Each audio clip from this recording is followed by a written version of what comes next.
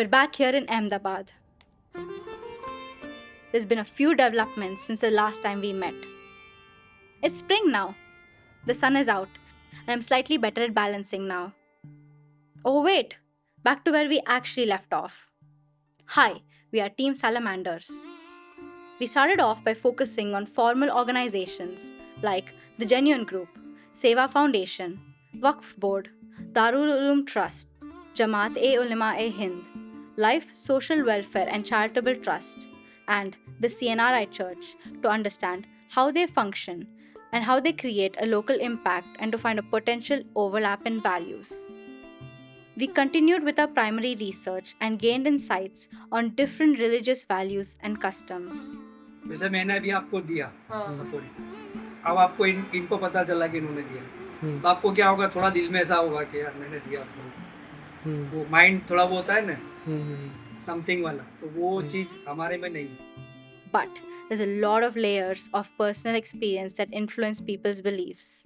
अच्छा हो अगर तकलीफ में हो सबसे पहले रिश्तेदार को, जैसा कि बहन है भाई है, उसको देना है. माँ को नहीं चले. ज़कात उसी को दी जाएगी.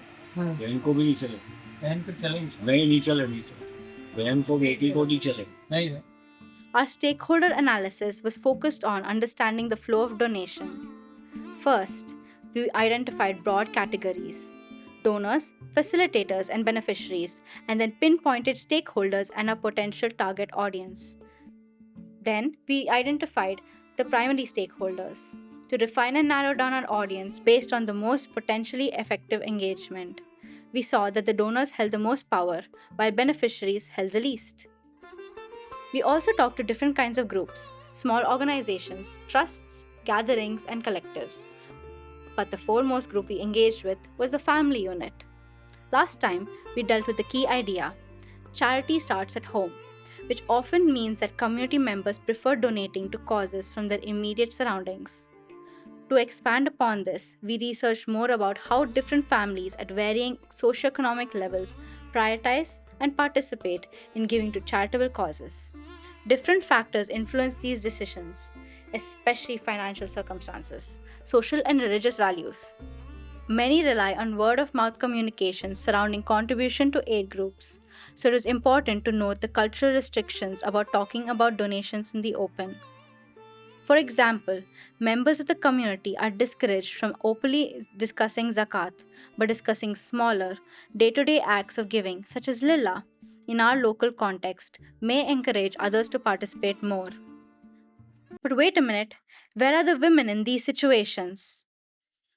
Curious about women's economic agency, we look closer into the role they play in decision making, particularly regarding family finances. Based on their private experiences, as well as exposure to ideas of empowerment and relevant schemes, women of different backgrounds shared various experiences with the control they may exert over household expenditures and giving to charity. उससे पहले हमारे को घर में दे देते और मुस्लिम के अंदर कैसा सब चीज हाथ में लेडीज की होती है, जेंट्स के बाद में होती है. Actually, she has a lot of say because she is the one who is at the house now. So she knows more about the neighborhood than my father do. Usually 70% of males, the work of the male is to earn and give it to their wives, right?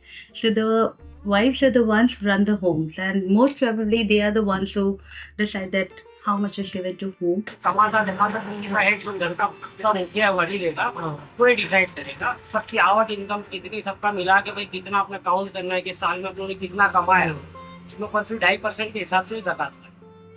While the role of women is not apparent to the public eye, private reality is that they may be responsible for spreading the philosophy of giving within the family or household.